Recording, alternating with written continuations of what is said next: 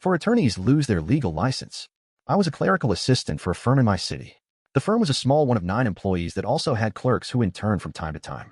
I worked there part-time during my junior and senior year, then full-time after I graduated. I made it about 4 months before I was told to resign. This was my first ever business formal job as we had lots of client face-to-face. The clients were big: fire department, police department, etc.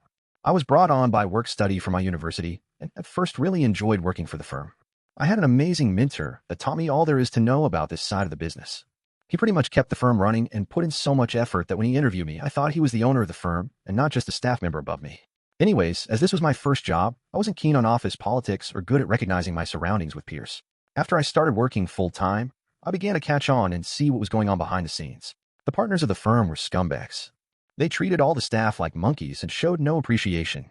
They were both male and constantly harassed the female staff and interns, so often that the turnover rate was so high that there were new interns every few weeks.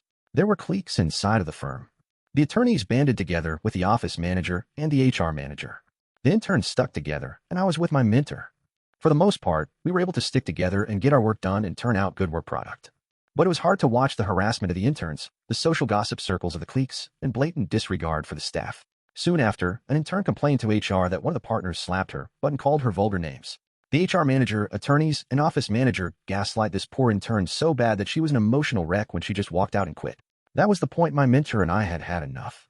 After seeing this, we started to take pictures, notes, and gather statements of everything we could see that was going on inside the firm that was illegal. After a huge firm event that involved many hours of overtime, closed quarters, and pressure, a breaking point was hit and the staff was exploded upon by the attorneys and managers. After the event, all of the employees went out to a local club to relax and throw back a few drinks and cool off. This was not something that you would think people in this field would do, especially when the average age of the employees in the firm was over 45. After the attorneys started getting sloppy drunk, the interns and my mentor took off to go home for the night. I stayed, but went to party with my friend group that was also out for a night in the same club. I bounced back a few times between groups and dancing, but near the end of the night, I came back to check on my co-workers. And what I saw was shocking. They rented out a VIP stage and had bottle service all night. When I walked up to the stage, I saw the 2 partners grinding on associate attorneys, fondling them and taking turns making out with them. I was disgusted and started to hatch my plan.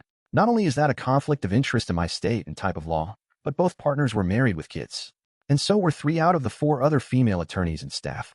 I got one of the promoters that was my roommate at the time to get the club rep to take photos of them doing this, but also to send them to me. I snapped a few on my phone and left the club. Before we went out, we all stopped at a hotel room close by that was rented out by the partners of the firm. I went back after I left the club, and since I was an employee of the firm, I was able to convince the front desk to let me back into the room, as I was there a few hours earlier and was working with them to pick up/drop off things for the event. After I was let in, I started to take pictures of everything that I could find. I emptied drawers, bags, and closets, and was able to take pictures of many drugs, adult toys, and things like IDs that were left behind earlier.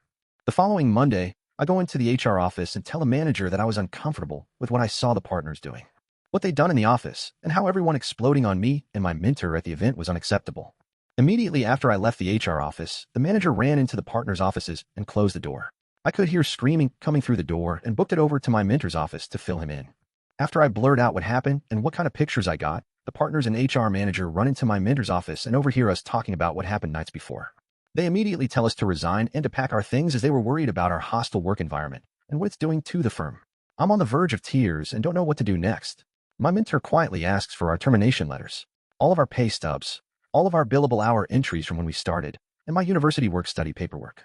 The HR manager was shocked by this, but legally had to produce all these things for us upon request.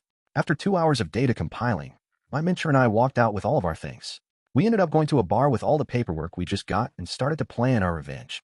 We compiled all of our timesheets, billed hours, and all my work study paperwork.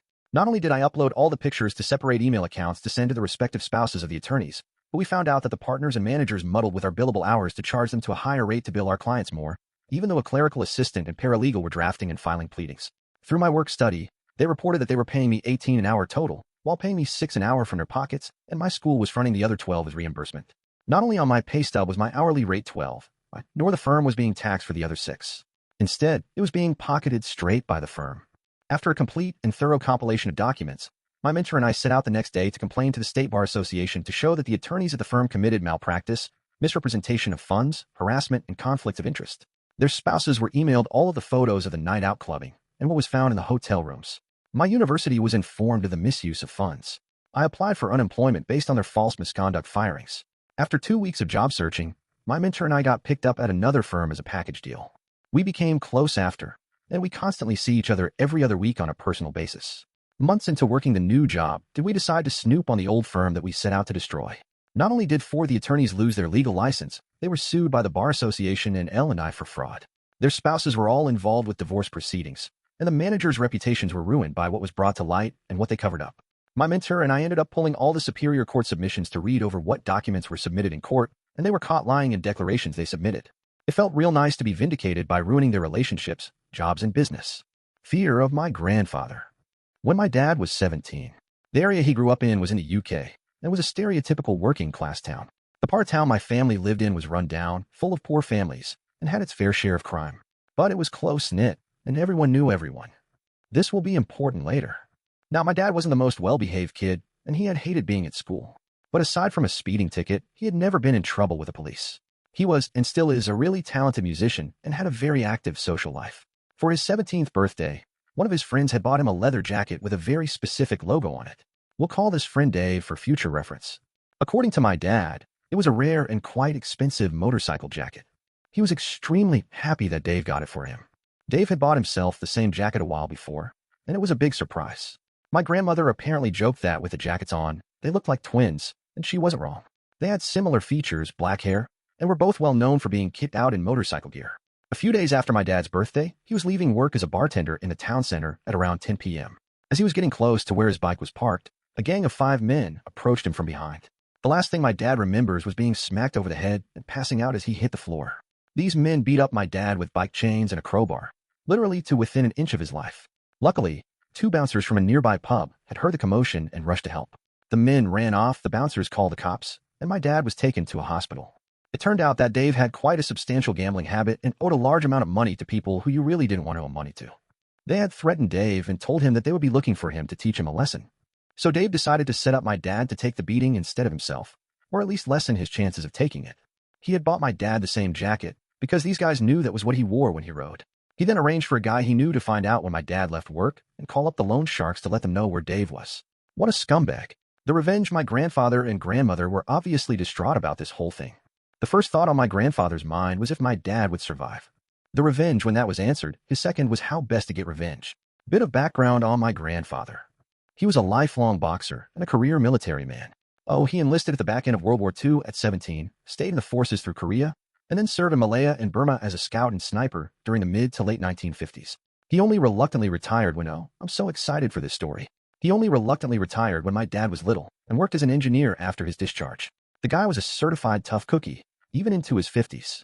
And although he wasn't the best husband or father at times, he could never stand by and watch his family get hurt. The first move my grandfather made was to call up every ex-service buddy, bouncer, pub landlord, etc. that he knew, and even a few less than legit characters he knew from the pubs. In my town, word traveled fast. And my grandfather was well-liked and had a bit of a reputation, so it wasn't long before he had the names and addresses of the 5 men who had attacked my dad. Apparently, these guys had been bragging about beating up a defenseless man from behind. These guys were career criminals with violent reputations. But my grandfather really didn't give a flip who or what they were. My grandfather then called up a few of the most dangerous, hardened guys he knew from the service. He explained to them what had happened, and they were all happy to help. One night, the group kicked in the doors of each thug and beat them to a pulp. All 5 of them. They knew that if they hit one, the others would hear about it and run, so they hit all 5 of them in one night. My grandfather knew that no one would call the police in the area they lived in. Talking to the cops was a big no-no in that area back then, so there was little chance of being caught. All 5 guys ended up bloodied with broken bones, shattered teeth, and a requirement to be fed from a tube by the end of the night. One of them had to be put into a medically induced coma. Of course, the police interviewed all of them in the hospital when they sufficiently recovered, but none of them talked. Both out of fear of my grandfather and fear that they would be labeled as rats, and nothing came of it. But my grandfather wasn't done there. My grandfather used his connections in the clubs and bars to start spreading rumors about why they had been beaten up. Soon, it had gotten around that these 5 guys had effed up and had beaten up the wrong person. Not only that, but they had bragged about it and lied to whoever they worked for about it. Not only were they physically broken, but my grandfather ruined their credibility so that when they got out, no one, criminal or otherwise, wanted to be associated with them. Once this was all done, my grandfather turned his attention to Dave. He had specifically left Dave for last, knowing that he would soil himself knowing that my grandfather knew what he had done. My grandfather, however, was much more subtle in dealing with Dave, as he thought that a simple beating would be too good for him. He waited and asked around, and it turned out that Dave was not only a compulsive gambler, but also had recently turned into a heavy drug addict as well. My grandfather found out who he was buying drugs from, when he would usually buy and where. He had a buddy of his follow Dave when he went to buy his stuff, follow him to where he was living, and let my grandfather know. My grandfather then called in an anonymous tip that there was a huge drug deal going on at the address, and he thought he heard gunshots. He got 2 of his buddies to do the same. The police investigated, searched the house, and caught Dave red-handed with boatloads of drugs in his home, as well as counterfeit bills and a ton of other illegal stuff. Dave was charged, denied bail, and ended up pleading guilty to all the charges laid against him. My dad could never remember the exact sentence, but it was definitely heavy. At least 15 years. To add to that, Dave owed a lot of money to a lot of people, and let's just say his time in prison was made much worse by this fact. My dad never spoke to him again. His parents disowned him, his girlfriend dumped him, he struggled to get a job with his record, and when he got out, he had to move miles away as no one he knew wanted anything to do with him.